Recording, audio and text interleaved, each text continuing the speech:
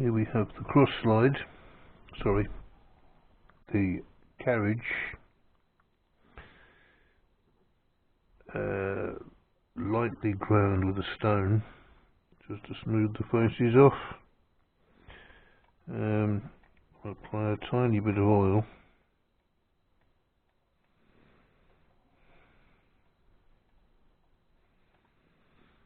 Just run my finger over that a little bit.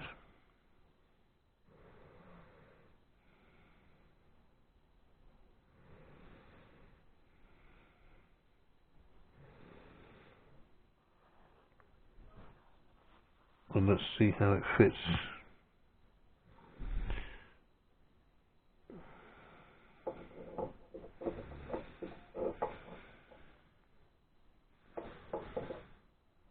There we go.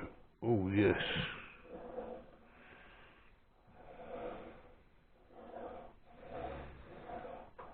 It feels nice.